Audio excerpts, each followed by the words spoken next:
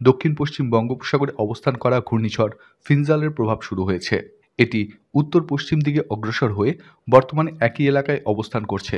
ফলে চট্টগ্রাম, কক্সবাজার, মোংলা ও পায়রা সমুদ্র বন্দরসমূহকে ২ নম্বর দূরবর্তী হুঁশিয়ারি সংকেত দেখিয়ে যেতে বলা হয়েছে।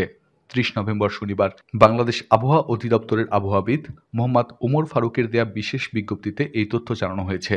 বিজ্ঞপ্তিতে বলা হয়, ঘূর্ণিঝড় ফিনজাল আজ সকাল ৬টায় চট্টগ্রাম সমুদ্রবন্দর থেকে ১৬৫০ কিলোমিটার দক্ষিণ পশ্চিমে, কক্সবাজার সমুদ্র থেকে ১৬০৫ কিলোমিটার দক্ষিণ পশ্চিমে, মোংলা সমুদ্রবন্দর থেকে ১৫০৫ কিলোমিটার দক্ষিণ পশ্চিমে এবং পায়রা সমুদ্রবন্দর থেকে ১৫১৫ কিলোমিটার দক্ষিণ পশ্চিমে অবস্থান করছিল।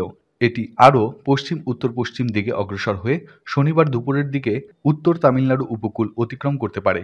এতে আরও বলা হয়, ঘূর্ণিঝড় কেন্দ্রের ৫৪ কিলোমিটারের মধ্যে বাতাসের একটানা সর্বোচ্চ গতিবেগ ঘন্টায় ৬২ কিলোমিটার, যা দমকা অথবা ঝোড়ো হাওয়ার আকারে ঘন্টায় ৮৮ কিলোমিটার পর্যন্ত বৃদ্ধি পাচ্ছে।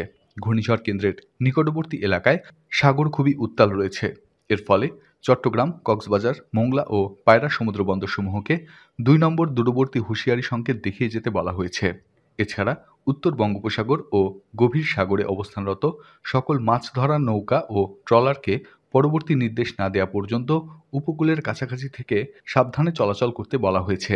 এদিকে ভারতের আবহাওয়া দপ্তর তার সর্বশেষ খবরে জানিয়েছে, ঘূর্ণিঝড় ফিনজাল তামিলনাড়ু পাদুচুরি উপকূল দিয়ে অতিক্রম করবে। এটি অতিক্রমের সময় কারাইকাল এবং মহাবালিরামপুরের আশেপাশে বাতাসের গতিবেগ থাকবে ৭০ থেকে ৮০ কিলোমিটার, যা দমকা হাওয়া সহ ৯০ কিলোমিটার পর্যন্ত অতিক্রম করতে পারে।